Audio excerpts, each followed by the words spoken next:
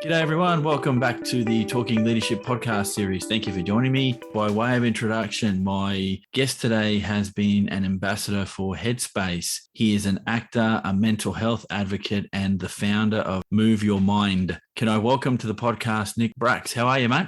I'm good, mate. I'm good. It's good to connect with you from all the way from New York. And a huge thank you from me, because when we organised this and we made the time to speak, I thought you were still based in Melbourne. So for those listening, Nick is now at 8 o'clock at night in the evening. And so I won't keep him here too long, but long enough to ask some questions about his leadership pathway. So let's get started, mate. Your leadership in its beginning. So can you point to where things started for you? I've probably always wanted to be a leader, I guess, or had tendencies to do things in that capacity. I've always never was able to be put in a box and always thought differently. And since I was a very young kid, I wanted to be a professional athlete and was pushing myself and pushing the boundaries to do that. And that led to that mindset, I guess, where I really just believed in myself and wanted to, try and build towards different visions. And it evolved over time and into the work that I do now. But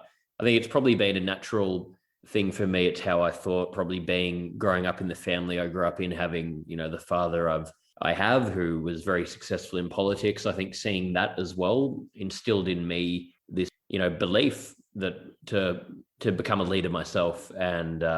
And yeah, I probably never thought about it properly, but I think it really did. You grow up with it from a very young age and it sort of instills it in you. And there's something about sports that is a common theme across people that I've been speaking to, and you've brought it up again. And it's interesting that you've gotten there. And yeah, I guess family also can play a role in where you go with your leadership, because I look at your profile, obviously, and you've done work as an ambassador and you do work in that mental health space. Let me ask you then, mate, You've obviously worked in different areas and seen a lot of life and leaders in the different sectors that you've worked across. Give me your definition of leadership. Yeah, my definition of leadership would be, I think you really need to be able to understand yourself and other people.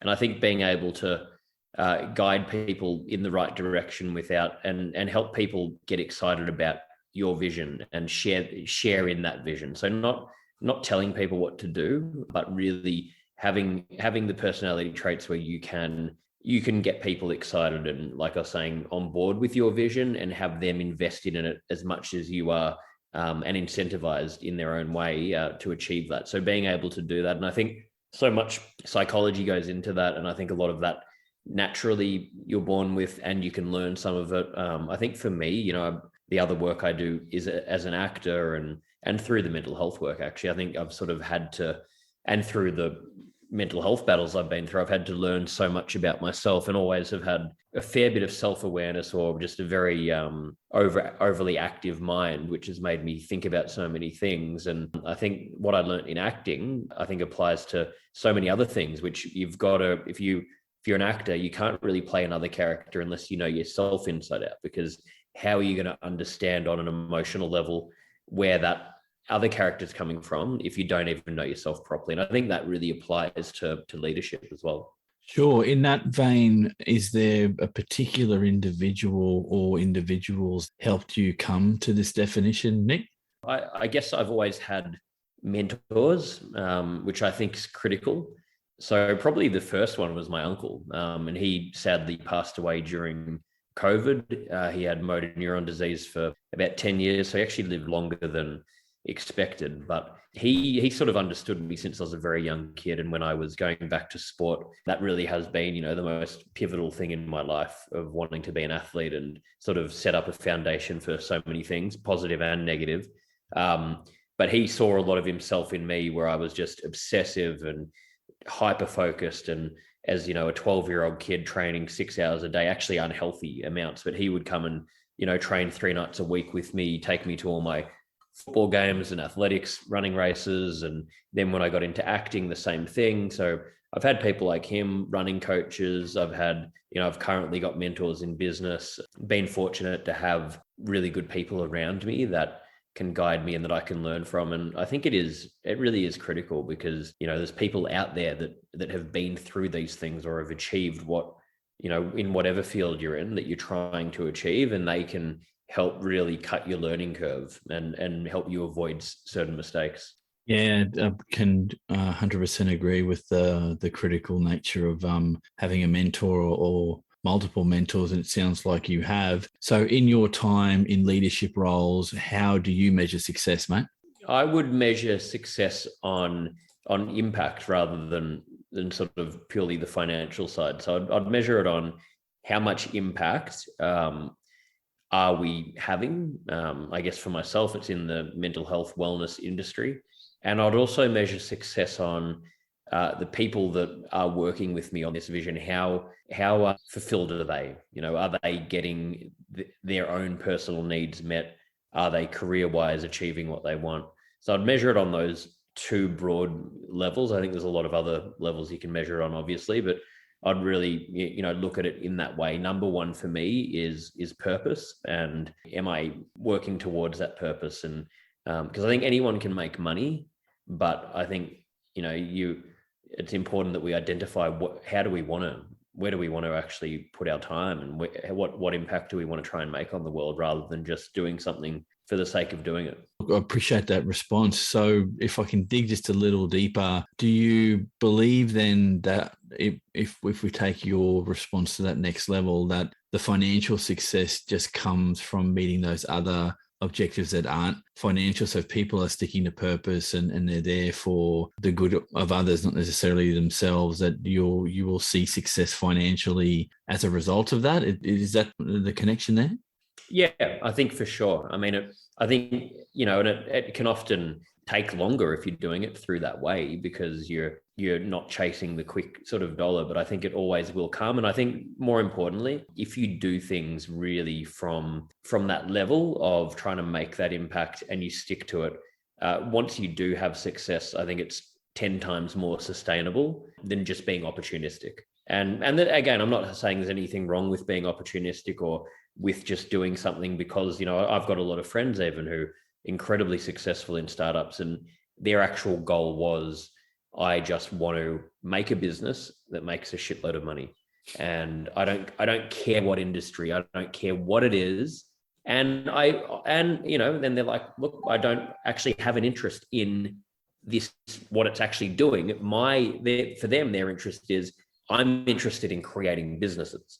And I get that. For me, I'm 100% not like that. I'm not wired that way. If I can't see meaning and purpose, and I'm probably to an unhealthy level, if I can't see meaning and purpose in what I'm doing, I can't do it. So I guess I can only talk from, my personal point of view of the way I see it, but everyone's got different motives, I guess. That's an awesome answer. I maybe you should write the book. I'm in this to make a shitload of money, like that. And the people that think like that, there's nothing wrong with it. I think it's always a subjective judgment call from those that aren't the person setting up the business. So from the outside looking in, I am a realist in that there will be, if I met 100 Nicks in the world, maybe 70 of those people will be purpose driven, and the money will come after, and the other 30% will be, no, we're just here to make a shit ton of money, and that's what we're geared to do. And I think you need a mix of those things, and there'll be some that lay somewhere in the middle, so they see an importance of generating that income, but they're driven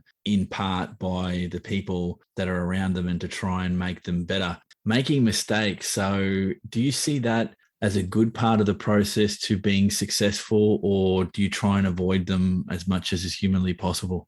I love that question. And I actually released a book last year and talked a huge amount about that topic in the book.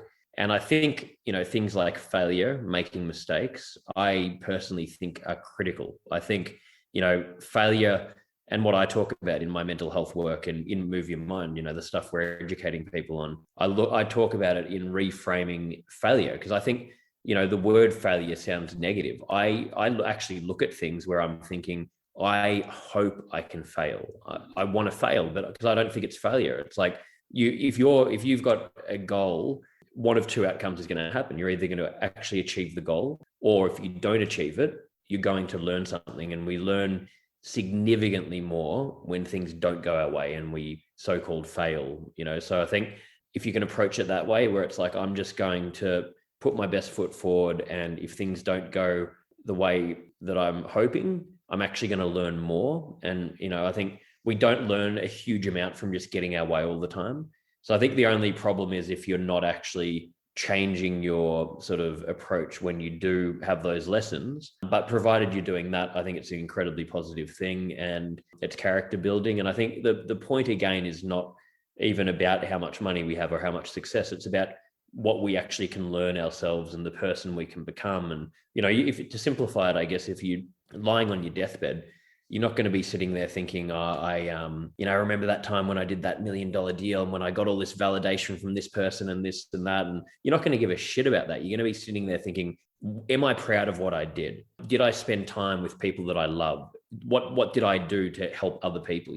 It's going to be pretty simple, the stuff you think about. So I try and remind myself of that all the time, because I can otherwise get, carried away with the other thoughts. I'm glad you said it out loud first, because I've had that thought once or twice at the end of a hopefully good life lived for other people, not just yourself. If you're thinking about the business deal that went down not well, possibly not the best of life you've led, and I can't disagree with anything that you've said. In fact, I often see it written, and would love to get your view on this, that failures should be looked at either as challenges or opportunities to do things different. Do you subscribe to that view of it, that a failure, the lead up to a failure at whatever level, is really a challenge that hasn't been met? Oh, definitely. I mean, I think it's pretty much what I said before, where if we fail, you're going to learn. So you're either, it's going to either, and another interesting thing, and I've had this happen so many times in my life, actually right now with a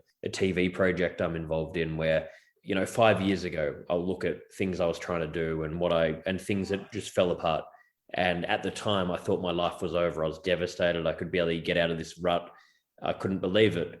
And then I look back now and I think, okay, if those things didn't happen then, it would have put me on a certain path, which would have prevented me now being in a position where I'm actually having an opportunity present itself that I couldn't have even imagined or, plotted in my mind. But that only came about because things didn't go my way. So I think we often, in the moment when things are happening, we can't understand where it's leading, but hindsight is when we can understand it. So it's having that belief and trust in things. I mean, John Lennon said a good quote about it, where life only makes sense backwards, but it must be lived forwards. And I think that's like how we, need to remind ourselves that, which is hard to do. I find it hard to do, but we need to somehow find a way to trust that things are going to be okay. Yeah, agreed. I fall into the category of when things go wrong, sometimes I'll catastrophize what comes next, as opposed to trying to find positive in it. And you learn to deal with that, I think, as you get some years under your belt and you live some life. And I doubt that any leader that you run into hasn't had an opportunity where things have not gone to plan and they've learnt from it. And I think to end this segment, I think what you've said is, if you have a failure or there's not success or there's a challenge you didn't meet, as long as you're learning from that experience, and you're going to become a better leader, if not a better human being. But when you don't learn from those and you keep making those errors and mistakes, then it's something else entirely. So, yep, I agree 100%, mate. Leader capabilities. Now, this part of the discussion, and you've hinted at them, but I just want you to maybe identify them if you've got any in your mind at the moment, Nick, is, can you identify some leader capabilities that you think are critical for effective leadership? I think, being patient is really important. I think being able to control your emotions is really critical. I think that's probably the area that I still struggle with the most. I'm a lot better at it. I guess having the self-awareness about it is what's helped me, and having people that keep me accountable when it's happening. When my mind goes on that tangent, I could be sitting at the computer and you're not thinking clearly. So it's sort of, instead of trying to think your way out of it, it's sort of getting up, going for a walk, and then your head clears and you can go back. So I think being able to regulate your emotions is really important. I think having a work ethic and being realistic is important as well. And, being able to withstand a lot of discomfort, I think, is critical, because if you're going to be a leader, you're going to have to probably, have more responsibility than a lot of people and be taking on a lot more pressure and stress. So, I think they're all attributes that are really important. And I think being, committed to doing something, even when things look bleak or when there seems like there's no solution, not giving up, not quitting, and being able to really, be there and support and, be that sounding board for the people that you're trying to share in that vision. Yeah, thank you for that list. I think the one that pops out for me that I've seen a lot of discussion on recently is that regulating yourself and regulating your emotional response is quite an important one these days. And I think during COVID, it has really identified those leaders that don't potentially know how to control their own emotional response to some things that deficit has come out. But again, the opportunity there is learn some techniques to control that and you'll get a significantly better outcome. Nick, almost there, mate. Nature versus nurture. So are leaders born or are they made? Yeah, I think that's so interesting. And I think my answer to that in any scenario and in leadership is it's a combination of both. I think you are born with certain attributes that can lend itself to being a leader. I mean, I think some people are probably born with just not having that attribute or not wanting to be a leader. I know a lot of people who actively couldn't think of anything worse than being in that position and having to do it. Again, I'm kind of jealous of them because I think a lot of it is nature. Because for me, you talked about at the beginning of this about how it's like, we a sucker for pain, putting ourselves in, and I'm like that. And it's not even a choice for me. It's like I have these things that I feel so strongly about doing that if I didn't do it, and I have only once in my life tried not to do it, and I became depressed beyond belief and just lost my shit.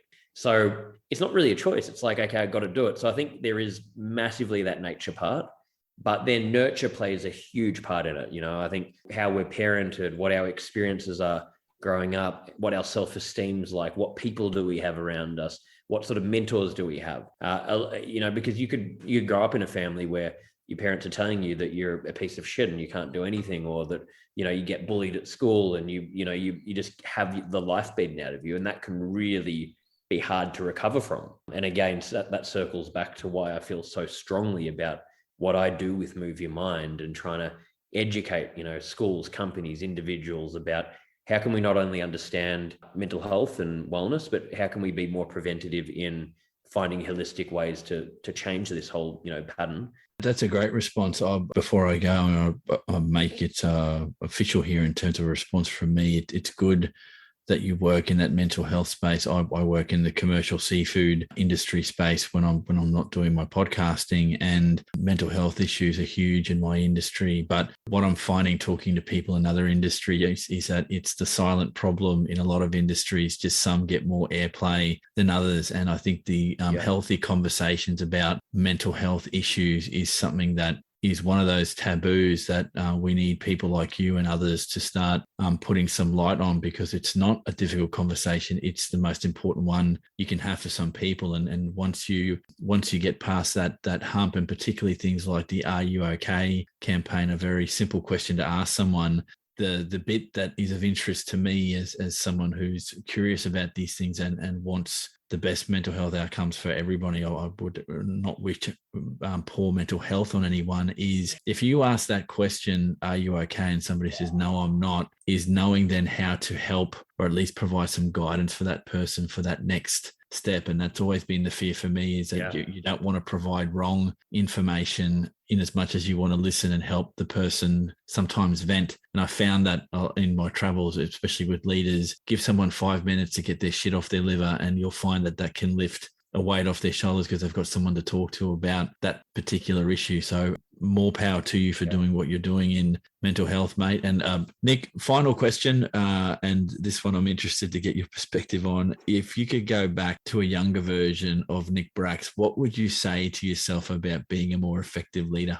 God, there'd be a lot of things. But I'd probably be saying that to take your time, learn more before you sort of jump in. And, I guess I was, at that time pretty brash and wasn't a good leader at that point, really. I was sort of all over the place. So I'd be saying, look, just find the right people to put around you, put in the work, and find something to focus on, and do it for the right reasons. Nick, thank you for that. Before we go, can you give us a bit of a plug to what you're doing with Move Your Mind before we wrap things up, mate? Yeah, absolutely. So Move Your Mind is a mental health wellbeing company. We've got a pod. There's a whole range of it's like a media company where we've got the Movie Mind podcast. I released the Movie Mind book last year. We run audio and video and live seminar programs in schools and companies. Yeah, if people want to find out about it, if you go to my Instagram, which is just Nick Bracks, all the links will be in my bio or on Linktree. I've got all the links to the podcast, book, courses and everything else. Yeah, mate, I'll make them available on the description of the podcast. So Nick Bracks, thank you for your time, mate. Thank you so much for having me, mate. That was great. For those listening, this has been Talking Leadership. Thank you for joining us again, and we'll catch everyone on the next podcast.